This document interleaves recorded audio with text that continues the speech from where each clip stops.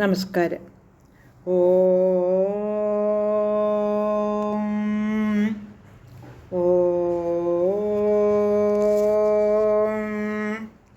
ഓം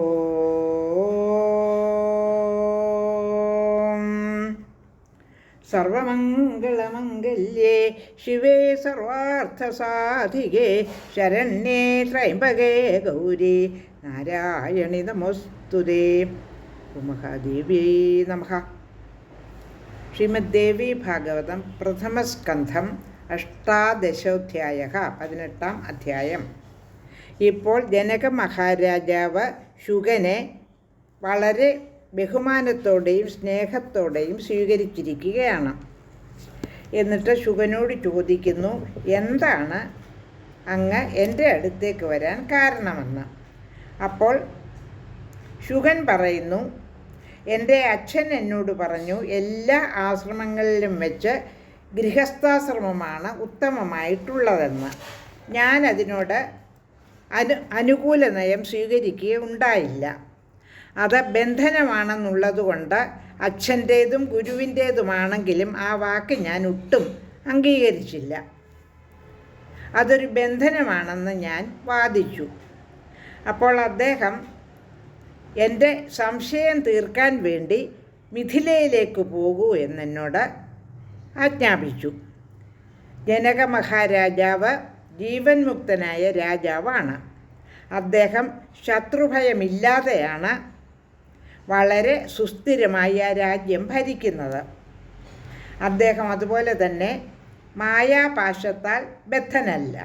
സാധാരണ മഹാരാജാക്കന്മാർ എപ്പോഴും മായയിൽപ്പെട്ട് ഉഴലുകയാണ് പതിവ്. പക്ഷേ ജനക മഹാരാജാവ് അങ്ങനെയല്ല. അതുകൊണ്ട് അദ്ദേഹത്തെ സന്ദർശിച്ച് നിൻ്റെ സംശയങ്ങളെല്ലാം തീർത്തിട്ട് തിരിച്ച് എൻ്റെ അരികിലേക്ക് തന്നെ വരണമെന്ന് പറഞ്ഞാണ് എന്നെ അച്ഛൻ ഇങ്ങോട്ട് അയച്ചിരിക്കുന്നത്.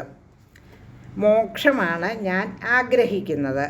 അതിന് ഞാൻ എന്താണ് ചെയ്യേണ്ടതെന്ന് അവിടുന്ന് തന്നെ പറഞ്ഞ് മനസ്സിലാക്കിയാലും.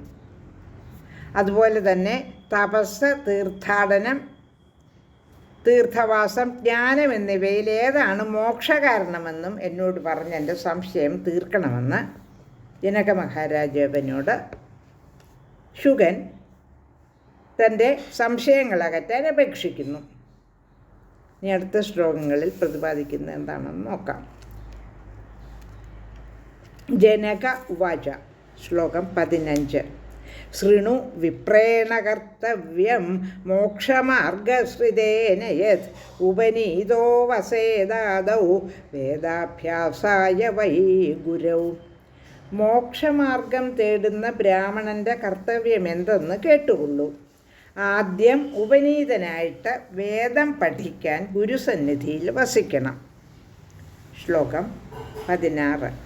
അധീത്യ വേദവേദാന്താൻ ദത്വാ ച ഗുരുദക്ഷിണാം സമാവൃത്തസ്തു ഗാർഹസ്ഥ്യേ സദാരോ നിവസേൻ മുനിഹി. വേദങ്ങളും വേദാന്തവും പഠിച്ചിട്ട് ഗുരുദക്ഷിണ നൽകണം. പിന്നെ സമാവർത്തനം ചെയ്തിട്ട് ഗൃഹസ്ഥനായി ഭാര്യാസഹിതനായി ജീവിക്കണം. ശ്ലോകം 17.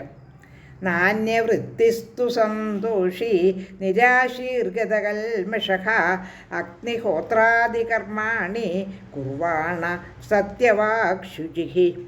മറ്റൊരു വൃത്തിയിലും പ്രവേശിക്കാതെ സന്തുഷ്ടനും ആശയില്ലാത്തവനും പാപരഹിതനും സത്യവാക്കും ശുചിയുമായി അഗ്നിഹോത്രാദി കർമ്മങ്ങൾ ചെയ്യണം. ശ്ലോകം 18, 19. പുത്രം പൗത്രം സമാസദ്യ വാനപ്രസ്ഥാശ്രമേ വസേത് തപസാ ഷഡ്രിപുഞ്ജിത്വാ ഭാര്യാം പുത്രേ നിവേശ്യ. സർവാനഗ്നീന്യഥാജ്ഞായം ആത്മന്യാരോപ്യ ധർമ്മവിദ് വസേത്തുര്യാശ്രമേ ശ്രാന്ത ശുദ്ധേ വൈരാഗ്യസംഭവേ. പുത്രപൗത്രാദികൾ നേടിയ ശേഷം വാനപ്രസ്ഥാശ്രമത്തിൽ കഴിയണം. തപസ്സുകൊണ്ട് കാമം, ക്രോധം, ലോഭം, മോഹം, മതം, മാത്സര്യം എന്നീ 6 ശത്രുക്കളെ ജയിച്ച് ഭാര്യയെ പുത്രൻ്റെ സംരക്ഷണയിലാക്കിയിട്ട് വിധി അനുസരിച്ച് അഗ്നികളെയെല്ലാം ആത്മാവിലടക്കി ധർമ്മജ്ഞനും ജിതേന്ദ്രിയനുമായി യഥാർത്ഥ വൈരാഗ്യം വന്നാൽ നാലാമത്തെ ആശ്രമമായ സന്യാസം സ്വീകരിക്കാം. ശ്ലോകം 20. വിരക്തസ്യാധികാരോസ്തി സന്യാസേനന്യഥാ ക്വചിത് വേദവാക്യമിദം തഥ്യം നാന്യാധേതി മതിർം മമ. വിരക്തനു മാത്രമേ സന്യാസത്തിന് അർഹതയുള്ളൂ. ഒരിക്കലും മറ്റു തരത്തിൽ അതുണ്ടാവില്ല. ഈ വേദവചനം സത്യമാണ്, അല്ലാതെ വരില്ലെന്നാണ് എൻ്റെ വിചാരം. ശ്ലോകം 21. ശുകാഷ്ടചത്വാരിശം ഖൈ സംസ്കാരാ വേദബോധിതാഃ ചത്വാരിംശത് ഗൃഹസ്ഥസ്യ പ്രോക്താസ്തത്ര മഹാത്മഭിഃ. ഹേ ശുക, വേദം അനുശാസിക്കുന്ന 48 സംസ്കാരങ്ങൾ ഉണ്ട്. സേകം തുടങ്ങി അന്ത്യസംസ്കാരം വരെയുള്ള 48. അവയിൽ ഗൃഹസ്ഥൻ അനുഷ്ഠിക്കേണ്ടത് 40 എണ്ണമാണെന്ന് മഹാത്മാക്കൾ അഭിപ്രായപ്പെടുന്നു. അഷ്ടൗജ മുക്തികാമസ്യ പ്രോക്താ ശമദമാദയഃ ആശ്രമാദാശ്രമം ഗച്ഛേത് ഇതി ശിഷ്ടാനുശാസനം.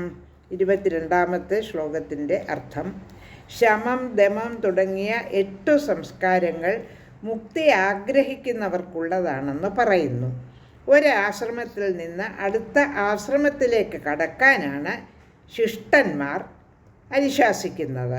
നേരെ സന്യാസത്തിലേക്ക് കടക്കുന്നത് ശരിയല്ലെന്നാണ് ഇതിൻ്റെ അർത്ഥം. ലോകാ സമസ്ത സുഖിനോ ഭവന്തു.